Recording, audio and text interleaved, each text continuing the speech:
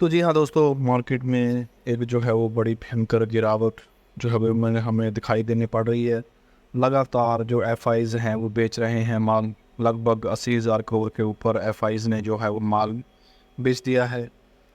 तो बिकवाली तो हुई है, लेकिन जो डेटा है उसके हिसाब से कोई इतनी ज़्यादा बिकवाली नहीं हो गई है कि इसका इफेक्ट बढ़ना चाहिए। असल में मार्केट की जो गिरावट है, इसमें हमें किस तरह से देखना चाहिए अपने आप को, वो हमें समझने की ज़रूरत है। देखिए, ज़्यादातर इन्वेस्टमेंट मेरी जो है वो कम क्वांटिटी में स्टॉक में रहती है, ज़्यादा मेरी इन्वेस्टमेंट ईटीएफ में रहती है।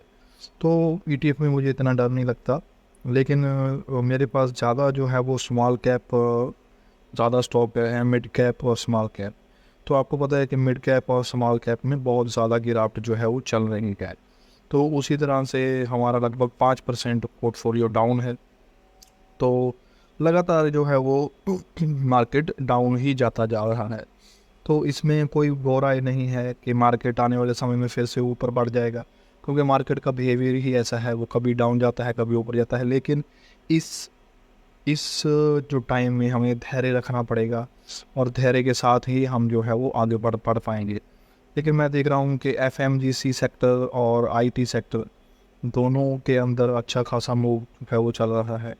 यानी कि एफएमजी से आप देखिए, बर्न बेवरेज जो है वो लगभग 5% अप है। यानी इतनी गिरावट के अंदर भी, जहाँ पे निफ्टी जो है वो 250 पॉइंट का जो है वो डाउनफॉल दे रहा है, तब भी बर्न बेवरेज जो है वो अप चल रहा है। आप देख सकते हैं जिसमें 5% की पॉजिटिव हमें देखने को मिलती है। तो आरबीएन जो अपने बाइंग प्राइस से 4% माइनस चल रहा है। अभी मैं इसको एवरेज नहीं करने वाला हूँ, लगभग 10% 15% गिरेगा फिर मैं इसको एवरेज करूँगा, क्योंकि आरबीएन जो है वो अच्छा स्टॉक है, सेल भी अच्छा स्टॉक है। अभी इसको 105 108 तक आने दीजिए, फिर मैं इसके ऊपर एवरेज करूँगा। अगर यहीं से चल पड़ा तो फिर इसके ऊपर क्वांटिटी बढ़ाने की ज़रूरत नहीं है। तो वहीं पर इनका शुगर भी 21% तक टूट चुका है, और रिलायंस पावर देखिए 11% टूट चुका है, और पीपल फार्मा भी टूट चुका है, और यह 5 पावर ग्रिड और पीएनबी में आज कुछ जो है वो कुछ पॉजिटिविटी देखने को मिली 1.84% की। और पिकाडिल में आपको देखिए कि कितने परसेंट आपको मिलती है। पीसी 4% की जो है वो बर्थ हमें देखने को मिली है। तो ओला इलेक्ट्रिक भी नीचे नहीं जा रहा। एनटीपीसी में गिरावट देखने को मिल रही है, जिसके कारण जो है वो सीपीएससी ईटीएफ जो है वो हमारा बहुत सारा गिरा हुआ है। तो आप देख जा सकते हैं कि कोई भी स्टॉक हो, कोई भी पोर्टफोलियो वो पूरा उसमें लाल ही लाल हमें नज़र आ रहा है।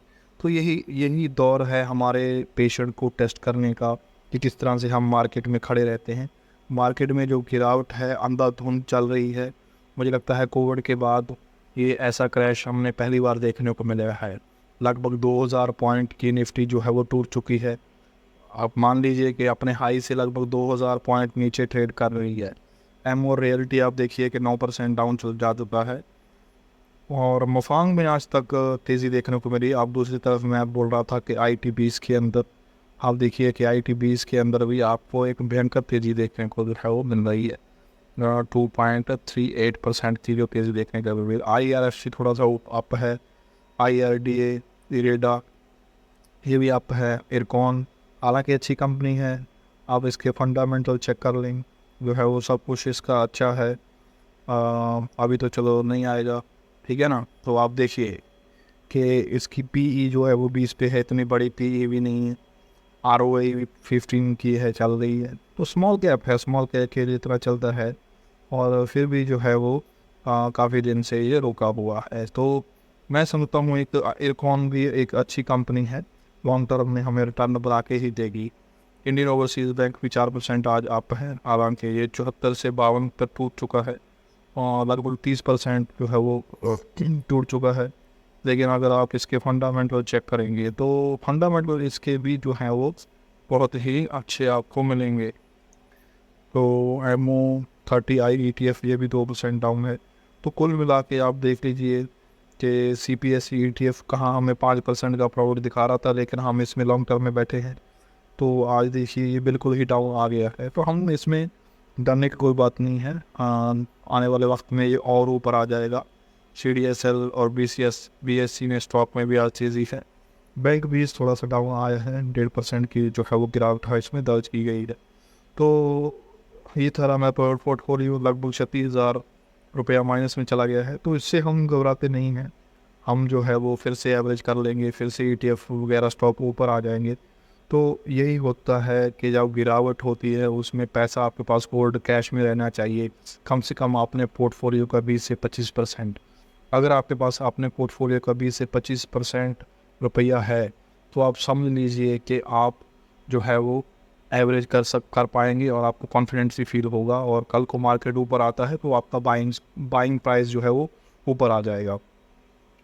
तो आने वाले वक्त में देखिए कि 1-2 महीने में मार्केट फिर से जो है वो अच्छी तेज़ी दिखाने लगेगा।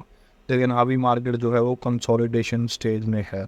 मार्केट कंसोलिडेट करेगा, इसी तरह से धीरे धीरे चलेगा, एकदम से नहीं चलेगा, क्योंकि मार्केट पहले बहुत ऊपर जा चुका है। अब उसका टाइम वाइज करेक्शन का टाइम आ गया है, तो ये एक नॉर्मल फेज़ है, ये होते ही होता है।